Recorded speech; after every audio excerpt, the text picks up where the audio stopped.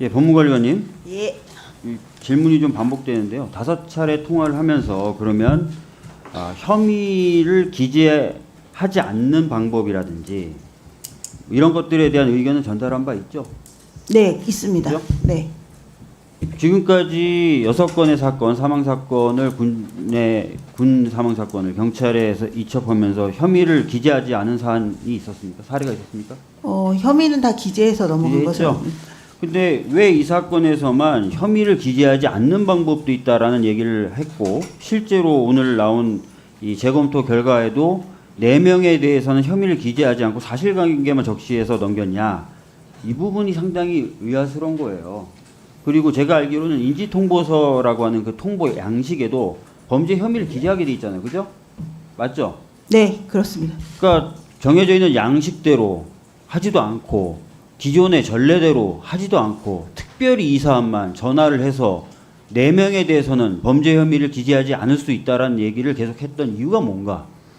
이 부분을 밝혀야 되는 거죠. 이러면서 이첩이 보류되고 지연되고 했던 것, 이런 부분을 저희들이 지금 밝혀야 되겠다라고 생각을 하는 겁니다.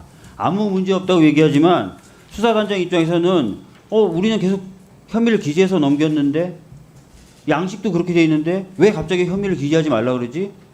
외압으로 느낄 수 있죠. 자, 그래서 이런 부분에 대해서 저희들이 의문을 갖고 있다라는 말씀을 드리겠습니다.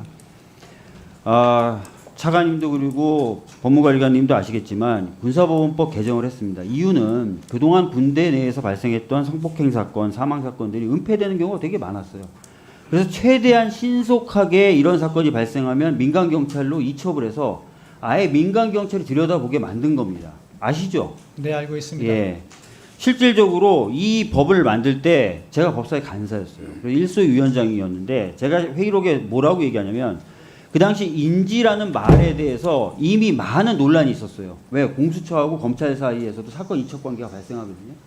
그래서 법무부 당시 차관이 이 법문이 인지로만 되어 있는데 이게 요즘에 좀 논란이 많습니다. 어떻게 보고 계십니까? 라고 저희한테 오히려 질문을 해요. 법무부 차관이. 그래서 제가 아예 못을 박습니다. 그게 다툼이 많죠. 그래서 그냥 딱 알면 바로 이첩하는 것으로 그렇게 하죠. 라고 했고 국방부 차관에게 그렇게 남겨놓겠습니다. 국방부 차관님 동의하시죠? 그랬더니 국방부 차관님이 예, 동의합니다. 라고 얘기했습니다. 관리관님 그 당시 계셨죠? 네. 이게 어떤 의미를 갖고 있는 조항인지 아시죠? 네. 지금처럼 국방부에서 또는 군에서 사건이 발생하면 그걸 보고 또 보고 혐의를 이렇게 했다 저렇게 했다, 혐의를 뺐다 넣었다, 대상자를 이렇게 한다 저렇게 한다 하는 게 아니라 바로 이첩하라라는 내용으로 심의됐고 통과됐다는 거 알고 계시죠? 네, 알고 있습니다. 근데 왜 이렇게 하세요? 왜 전화해서 혐의 기재하지 마, 혐의 기재하지 않는 방법 있어, 이런 얘기를 왜 수차례 반복합니까? 왜요? 전례도 없었는데. 설명해 보세요. 일단 양식계도 안 맞고 전례도 없었어요. 양식이 안 맞는 부분은 지금 전례도 없었잖아요. 그러니까 계속 설명드리겠습니다. 양식이 없던 부분은 지금 군사경찰이 한 양식 자체도 저희가 만든 규정에 맞지 않는 사건 인계서로 넘어간 사실이 있고요. 자, 그걸 관리관님, 말씀드리는 이 건 말씀을 아니고. 제가 드리는 이유를 다시 한번 좀 말씀드릴게요. 이 법을 개정할 때 분명히 수차례 강조했습니다. 그리고 관리관님도 그 당시 현장에 있었기 때문에 잘 알고 계세요. 군에서 사건을 만지작 하지 말고 바로 이첩을 하라는 거예요. 의심나면, 심지어 규정에도 이렇게 되어 있습니다. 그 법률을 구체화시키는 이 수사 절차 등에 대한 규정에도 이렇게 되어 있어요. 범죄가 발생했다고 의심할 만한 정황을 발견하면 지체 없이 이체해야 된다. 지체 없이 이체해야 한다라는 거는 정황만 발견하면 지체 없이 이체해야 돼요. 근데 왜 다른 사건과 달리 왜 이번 사건에 대해서는 장관까지도 계속 전화를 하면서 검토를 해야 된다. 다른 검토를 해야 된다. 사건과 검토를 해야 달리 된다. 장관에게 보고된 최초의 라고 사안이었습니다. 얘기를 한 것. 그리고 관리관님도 수차례 수사단장에게 전화해서 검토해봐라. 이렇게 할 수도 있다. 저렇게 할 수도 있다. 라는 이유에 대해서 설명을 한번 해보시죠. 일단 자, 말씀 끊어서 죄송한데 법안 심사 취지에 반할 수 있다는 것도 명백히 인식하면서 답변을 주세요. 일단 그 지금 법안의 구조 자체가 저희 군에서 뭘 은폐하거나 은폐할 수 있는 구조가 아니라는 것을 잘 알고 있습니다. 왜냐하면 저희가 수사를 종결할 수도 없고 수사는 언제든지 군에서 아무 일도 없다고 해도 민간에서 시작할 수 있는 거기 때문에 그런 구조를 잘 알고 있는 제가 거기에 대해서 뭐 은폐하거나 은폐하거나 지시를 내릴 수가 없고요. 또 해병대 수사단장에 대한 제가 지시권자도 아닙니다.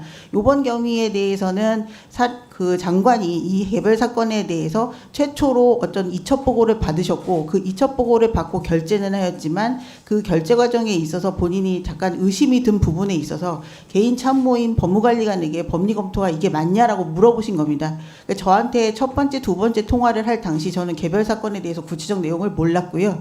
그다음에 공문 표지가 올라온 다음에 세 번째 통화에서만 개별 사건에 대한 사건 인계서를 잠깐 봤을 뿐입니다.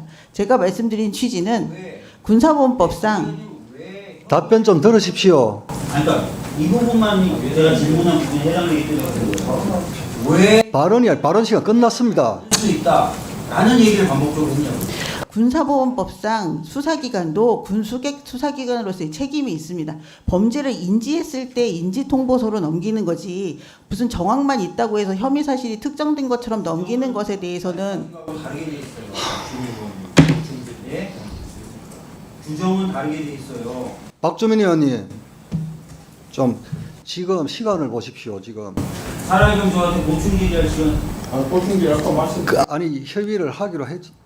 자, 법무관리관님, 그 인계서 등 양식과 또 혐의 포함 여부, 또 지체 없이란 부분에 대해서 설명하시다가 잘렸잖아요. 네. 예, 설명을 마저 하십시오. 그러니까 범죄를 인지한 경우에 인지통보서를 통해서 넘기는 건 당연합니다. 저희 규정상. 근데 그 사망의 원인이 된 범죄가 범죄를 인지할 정도의 구체적으로 뭔가 드러나는 게 변사사건 조사 중에 드러나는 경우도 있지만 그렇지 않은 경우도 많이 있었습니다. 한 예로 이첩 과정에서 한 경찰과 그 민간 경찰과 군사 경찰이 같이 봐서 공동으로 그냥 사건을 종결해 본 경우도 있습니다. 그때는 기록만 공유했습니다.